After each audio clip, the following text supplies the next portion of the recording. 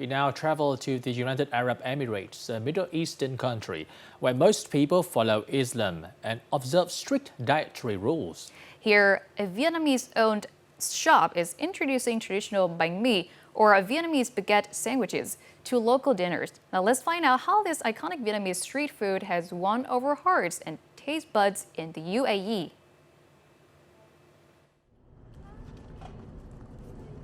On the outskirts of Abu Dhabi, in the United Arab Emirates, Mina Tran has brought a very special treat to the extended family of Mr. Sultan, Vietnamese banh mi, or Vietnamese baguette sandwiches.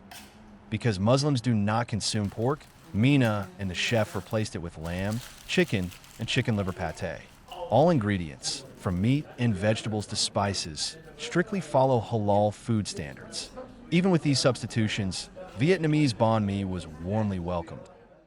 And I was eating very slowly because it's every single bit, it's delicious. So the food, especially the bread, it was fresh, and the chicken, the meat, the sauce is special, very special.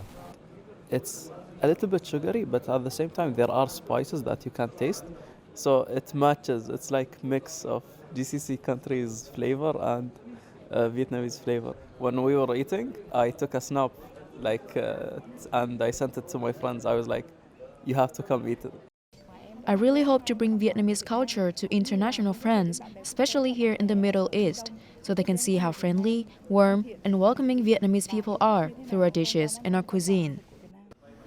Encouraged by the warm reception, Mina Tran made Vietnamese banh mi a signature dish at her restaurant in Dubai. Within just a few months, the restaurant now sells hundreds of orders every day, both dine-in and delivery across the city and its suburbs. I actually tried the chicken and I loved it. It's very nice. The whole thing is crispy from outside and juicy from inside. The taste of chicken is the combination of chicken and liver. It's a very nice and tasty food.